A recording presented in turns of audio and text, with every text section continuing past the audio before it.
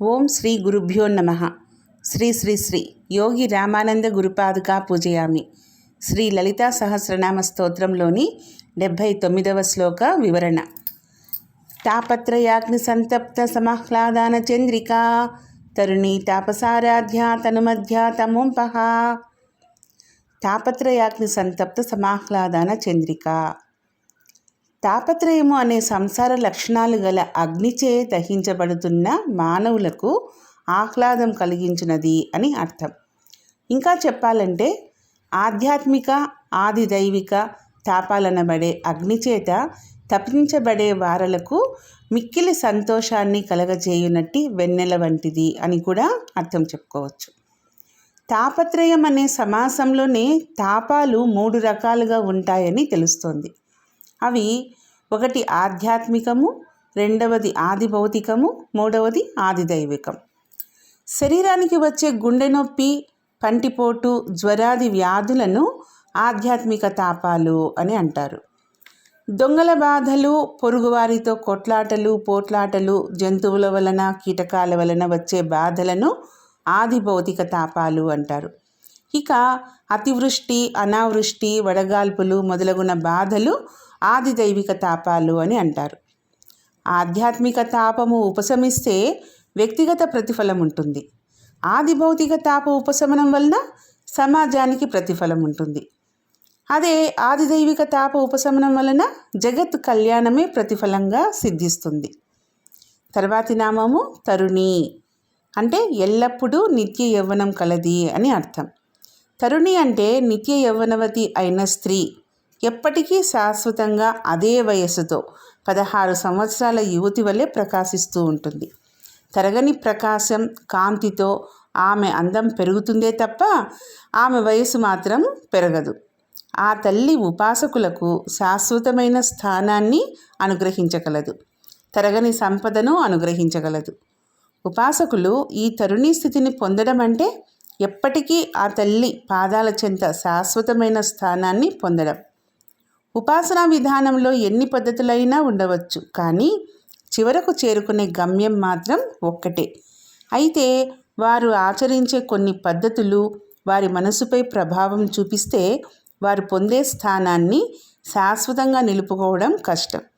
సాధనా పద్ధతి ఎంచుకోవడం, ఆచరించడం, అది ఆమోదయోగ్యమైన రీతిలో ప్రయత్నం చేస్తూ మనసుని సాధన వైపు నిలిపితే ఈ తురీయావస్థని, అంటే శాశ్వతమైన స్థితిని స్థిరంగా ఆ తల్లి సన్నిధిలో పొందగలరు.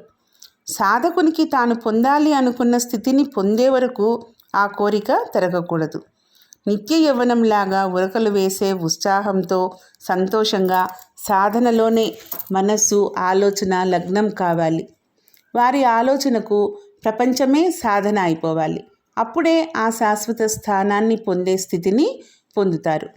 తర్వాతి నామం తాపసారాధ్య, అంటే తపస్సు చేయు వారిచే ఆరాధింపబడినది అని అర్థం. తపస్సు అంటే ఏకాగ్రత, బుద్ధి, ఆలోచన, జ్ఞానేంద్రియాలు మనస్సుతో ఏకం చేయడం తపస్సు. అలాంటి మనస్సుని బుద్ధికి లోబరిచి ఆత్మయందు లగ్నం చేస్తే ఏకాగ్రత సిద్ధిస్తుంది. ఆహారం, విహారం నియమబద్ధంగా ఉండి త్రికరణ శుద్ధిగా సదాచారాలను పాటిస్తూ ఒక లక్ష్యం కోసం చేసే సాధన తపస్సు. ఆ తపస్సే శక్తి ఆరాధన అవుతుంది. తపస్సు అంటే సంసారాన్ని వదిలి అరణ్యంలో కూర్చుని చేసేది కాదు. మనిషి యొక్క బాధ్యతలను, ధర్మాన్ని సక్రమంగా నిర్వర్తించటానికి 10 ఇంద్రియాలు, మనస్సు, బుద్ధి వీటన్నింటినీ ఒక లక్ష్యం వైపు గురిపెట్టి ప్రయోగించడమే తపస్సు. అశ్రద్ధగా చేసే పనికి, ఒక ఏకాగ్రతతో తపస్సులా చేసే పనికి చాలా తేడా గమనించవచ్చు.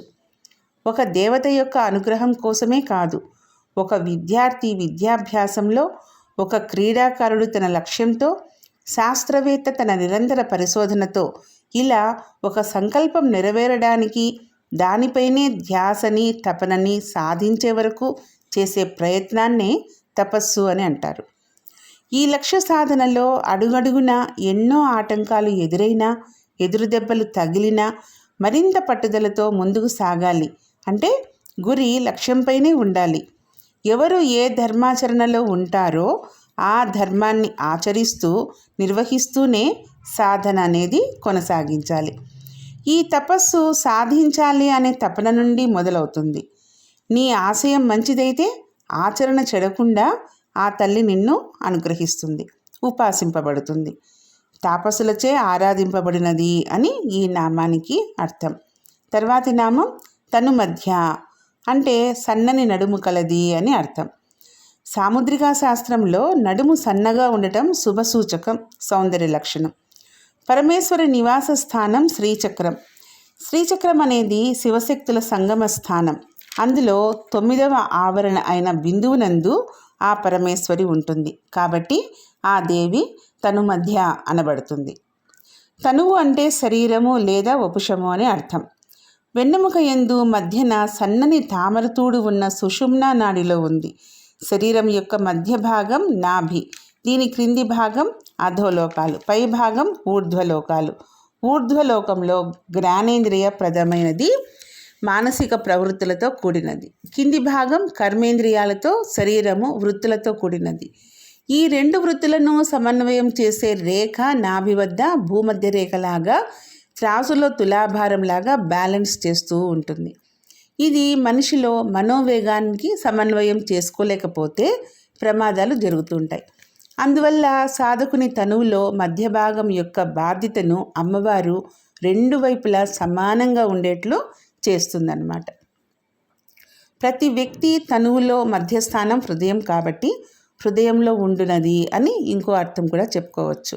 తర్వాతి నామం తమోపహ, అంటే చీకటిని పోగొట్టినది, అజ్ఞానం పోగొట్టినది అని అర్థం. తమస్సు అంటే చీకటి ప్రళయంలో ప్రపంచమంతా చైతన్యరహితమై కారు చీకటిలో నిండు నిద్రలో ఉన్నట్లు ఉంటుంది. అటువంటి చీకటి వంటి స్థితిలోని ప్రళయం నుండి చైతన్యవంతమైన సృష్టిని రాత్రి నుండి సూర్యోదయం అయినట్లు రప్పిస్తుంది. కాబట్టి అమ్మవారు తమోపహ. అందుకే ధ్యానం అలవాటు చేసుకోవాలి. ఈ ధ్యానము చీకటితో మొదలవుతుంది. చేయగా చేయగా ఎలా అయితే ధ్యానంలో వెలుగు కనిపించి చైతన్య మార్గం వైపు నడిపిస్తుందో, అలాగే ఆ వెలుగు రూపంలో ఆ తల్లి జీవితాన్ని ముందుకు నడిపిస్తుంది. బియ్యము మీ దగ్గర ఉంది, అది ఉడికించే నీరు అనే అమ్మవారు మీ దగ్గరే ఉంది. ఆ నీటితో బియ్యం ఉడకాలి అంటే ధ్యానం, తపస్సు అనే మంట వెలగాలి. దానికి ఇంధనం నీ కర్మ. ఈ సాధనలో కర్మ కాలిపోతే అప్పుడు బియ్యం అన్నంగా మారుతుంది. కానీ బంగారు పాత్రలో పోస్తే బియ్యం అన్నం కాదు. పైపైన ఎన్ని ఆర్భాటాలతో ఉత్సవాలు, వేడుకలు జరిపినా నీలో నువ్వు చీకటిలో దీపాన్ని పెట్టే ప్రయత్నం చేయనంత వరకు కర్మని వదులుకోలేవు. అర్థం కాని విషయం పట్ల అవగాహన కలిగేలా చేస్తుంది. కాబట్టి అమ్మవారు తమోపహ. ఓం శ్రీమాత్రే నమః. ఓం శ్రీ గురుభ్యో నమః.